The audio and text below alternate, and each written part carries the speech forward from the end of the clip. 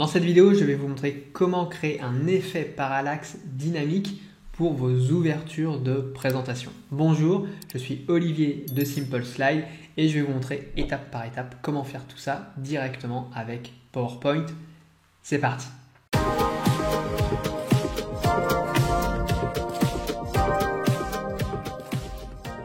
Alors oui, donc je suis ici sur PowerPoint, donc la première chose qu'on va faire, ça va être déjà de choisir notre photo. Donc je vais récupérer la photo et je vais venir la coller dans PowerPoint. Donc vous voyez, ça va être cette photo-là. Alors, si vous voulez créer des effets parallaxe pour vos présentations PowerPoint, simplement deux, trois petits conseils dans le choix de votre photo.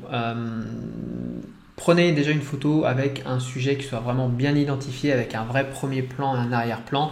Ce sera beaucoup plus efficace et beaucoup plus joli quand vous ferez votre effet parallaxe. Ça, c'est la première chose. Et la deuxième chose, c'est dans l'idéal de choisir un arrière-plan de photo qui soit assez uni. Vous voyez, par exemple, ici, c'est un ciel bleu derrière. Et ça, c'est quand même plus pratique à gérer que si vous avez un arrière-plan qui est ultra complexe. Je vous montrerai pourquoi dans quelques instants. Voilà. Donc nous, pour cet exemple, eh bien, on va prendre cette photo-là. Et ce que l'on va faire à partir de cette photo-là, c'est qu'on va venir détourer le personnage principal et voir comment on peut traiter justement à l'arrière-plan une fois qu'on aura détouré notre personnage.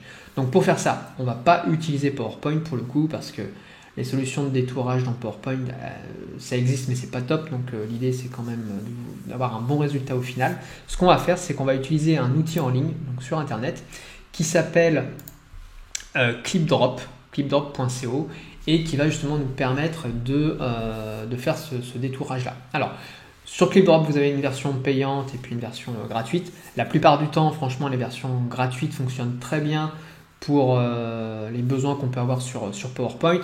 Là, dans le cas présent, pour cette vidéo-là, je vais partir plus sur l'option payante puisqu'on va récupérer la photo, on la veut en pleine qualité parce que c'est une photo qui va prendre toute la diapo. Donc, ça va être un peu plus... enfin voilà, on va la récupérer en qualité maximum avec la version payante. Donc, ceci étant dit, une fois qu'on est sur le site, on va ici dans Tools et première chose qu'on va faire, c'est qu'on va venir détourer notre personnage. Donc, pour ça, vous cliquez sur Remove Background et on va venir chercher notre photo. Donc là, je vais venir la déposer sur l'outil, donc elle est ici, et donc là je vais faire Remove Background. Donc là on va laisser travailler le clip drop. Voilà, donc il a, vous voyez, identifié ce qui était le premier plan et l'arrière-plan, il a détouré, et donc une fois qu'on est OK avec le résultat, eh bien, on va tout simplement le télécharger sur notre ordinateur. Donc ça, c'était la première étape. Après, on va retourner sur clip drop, et là maintenant on va choisir Clean Up ici et on va venir remettre notre photo. Voilà, et là vous voyez ici on a avec notre souris on va venir supprimer la partie qu'on veut enlever de la photo. Donc là je vais grossir un petit peu l'effet et vous voyez on va venir chercher ce qu'on veut enlever. Voilà, donc ça je suis OK, je vais remettre High Quality et on le laisse travailler. Et vous voyez, eh bien, il nous a supprimé notre personnage et il a recréé en fait un arrière-plan à partir de ce qu'il y avait autour comme ça. Ça c'est quand même assez fabuleux. Donc une fois qu'on est OK avec ça, eh bien, on va venir pareil télécharger cette image.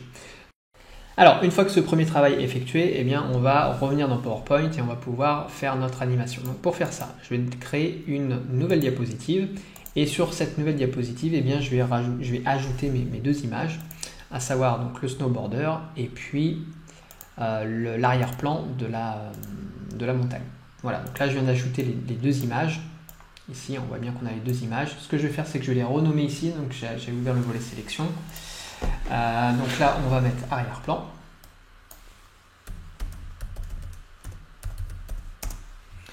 Et ici, on va venir l'appeler snowboarder. Alors pourquoi est-ce que je fais ça? C'est parce qu'après, quand on va faire les animations, etc., pour se repérer plus facilement, c'est quand même mieux de renommer les éléments. Donc du coup, ça, on va le recentrer. Et ça également, on va le recentrer. Et ce que je vais faire aussi sur cette photo-là du snowboarder, c'est que je vais la recadrer. Parce que vous voyez, par défaut, eh bien, quand je recadre ici, on voit que j'ai toute la partie transparence en fait qui est gardée sur l'image, ce qui est normal. Et du coup après pour manipuler les éléments, c'est plus simple de venir recadrer la photo uniquement autour de notre sujet. Et pareil, on va venir. Voilà, donc là on voit bien qu'on est à peu près. Je remonte un petit peu. Comme sur notre photo originale. Donc ça c'est bon. Maintenant ce que je vais faire, c'est que je vais faire l'animation de base de notre effet parallaxe. Donc j'ai dupliqué ma diapositive et ce que je vais faire maintenant, c'est que je vais prendre mon arrière-plan ici, je vais activer le recadrage de la photo et je vais venir par exemple agrandir la photo. On va même la relever un peu comme ça pour avoir cet effet dynamique. Alors on va encore l'agrandir. Ok. Et du coup mon snowboarder, lui je vais venir pareil l'agrandir et le replacer comme ça. Voilà. Et là ce que je vais faire, c'est que je vais aller dans transition et je vais appliquer l'effet morphose. Et vous voyez, j'ai bien un double effet qui se crée sur la diapositive. Ok, donc ça c'est vraiment l'animation de base et c'est autour de ça après qu'on va venir rajouter les éléments. Donc parmi les éléments qu'on va venir rajouter, on va avoir un rectangle qu'on va venir poser comme ça sur la diapositive. Alors on va enlever le contour. On va changer le coloris, on va par exemple partir sur...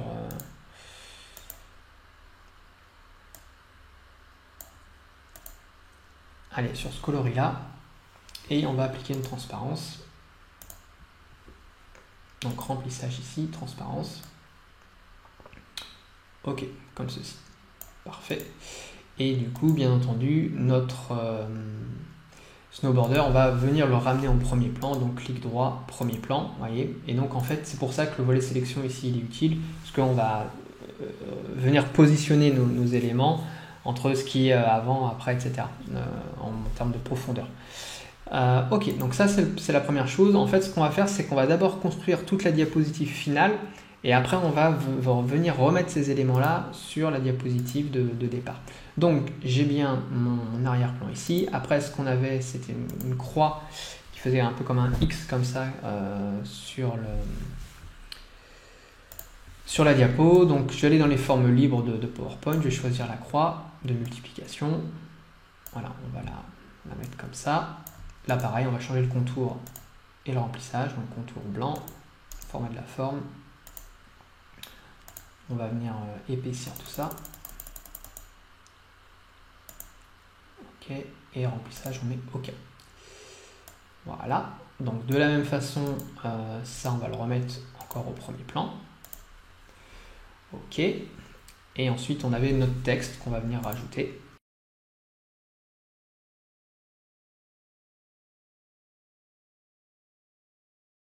Et puis on avait également deux autres éléments graphiques que je viens copier-coller ici, donc une petite carte de France, et puis du texte également que j'ai repositionné ici. Voilà, donc ça c'est ma diapositive un peu finale en fait. Donc du coup maintenant ce qu'on va faire, c'est que tous les éléments qu'on vient de rajouter ici, on va les récupérer, on va venir les copier. Et on va les coller sur notre diapositive de démarrage. Alors ça, j'ai pas copié le bon truc.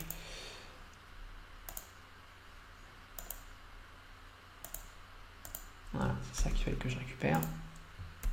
Hop, ok.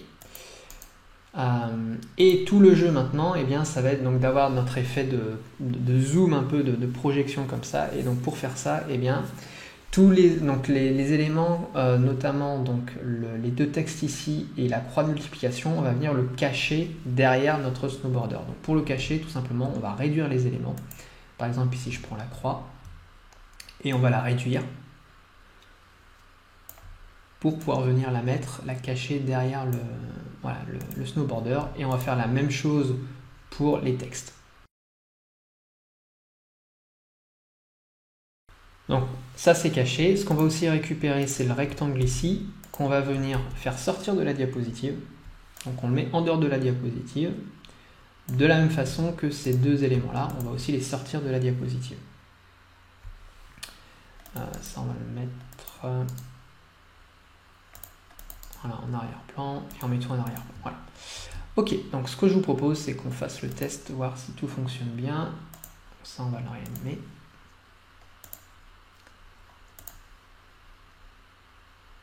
Ok, parfait. Donc ça fonctionne, c'est cool. Donc ce qu'on va faire, c'est qu'on va mettre l'animation un petit peu plus rapide. Donc on va aller dans transition ici et on va partir par exemple sur 1.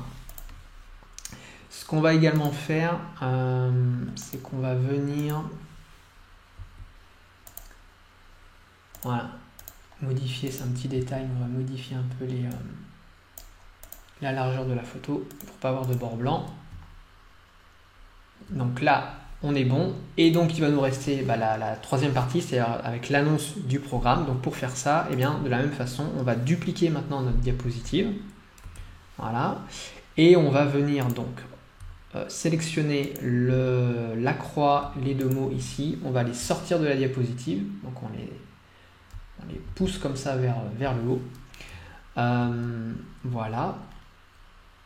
Notre snowboarder, lui, on va le descendre. Tout simplement, on le descend comme ça.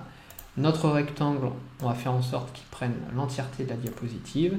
Et puis les deux éléments graphiques ici, pareil, on va venir les faire sortir de la diapositive. Et une fois que j'ai ça, et bien ensuite on va pouvoir continuer à créer le contenu de notre diapositive. Donc on fait un bloc texte, le programme.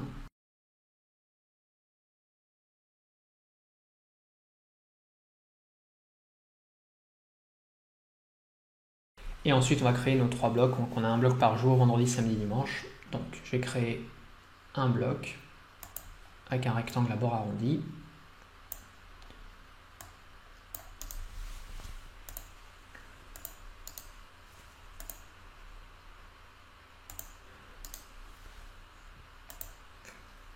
Donc, on va mettre un peu de transparence dessus.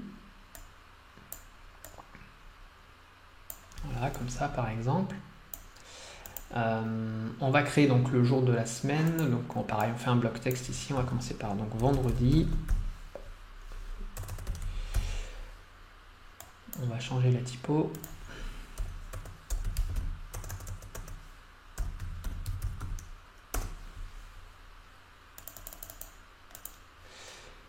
Et là, ce que l'on va faire, alors on va faire quelque chose un peu différent, c'est que là, en fait, ce qu'on va garder, c'est uniquement le contour des lettres du mot. Donc pour faire ça, vous sélectionnez, vous allez donc dans format de la forme, et là, vous allez dans option de texte, ensuite dans contour, et là, vous faites très plein. Très plein, on va faire 0,75, pourquoi pas, et vous mettez aucun remplissage. Voilà. Et donc, vous voyez, maintenant, vous avez un style visuel un peu différent pour vos titres. Et on va rajouter donc des blocs texte. Alors pour ça, je vais simplement les copier-coller. Hein. Pour l'exemple, je pars sur une petite liste à puces comme ça. On va peut-être même pouvoir agrandir ça un peu. Et une fois que j'ai ça, eh bien, je vais pouvoir les copier-coller.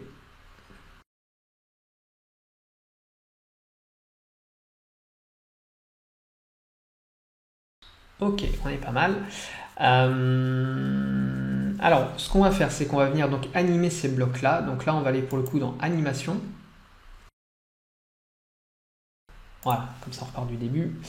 Donc, comme je vous disais, animation, ce qu'on va faire, c'est qu'on va d'abord faire apparaître le jour et le bloc. Donc là, on fait tout simplement fondu.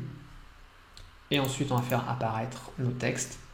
Donc là, on peut faire apparaître. Et dans les options d'effet, ici, vous cliquez par paragraphe pour avoir l'affichage puce par puce. Voilà. Donc ça, vous refaites pour les deux autres.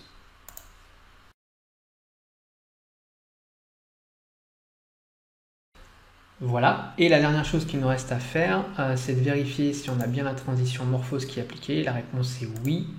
Donc voilà, on peut tester ça. Parfait. Donc ce que je vous propose, c'est qu'on lance tout ça, voir à quoi ça ressemble.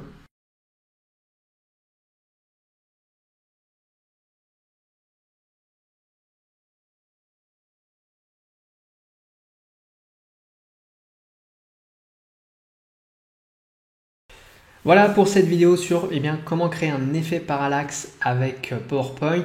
J'espère que la vidéo vous a plu. Si c'est le cas, n'hésitez pas à la liker et à vous abonner à la chaîne YouTube. Vous avez en description les informations si vous souhaitez récupérer la diapositive. Et puis si vous souhaitez augmenter la clarté et l'impact de vos supports de présentation, je vous ai préparé une masterclass offerte que vous trouverez en lien dans cette description. C'est une masterclass dans laquelle je vous partage les 4 clés pour maximiser l'impact de votre présentation. Voilà. Sur ce, écoutez, je vous dis à bientôt pour une prochaine vidéo.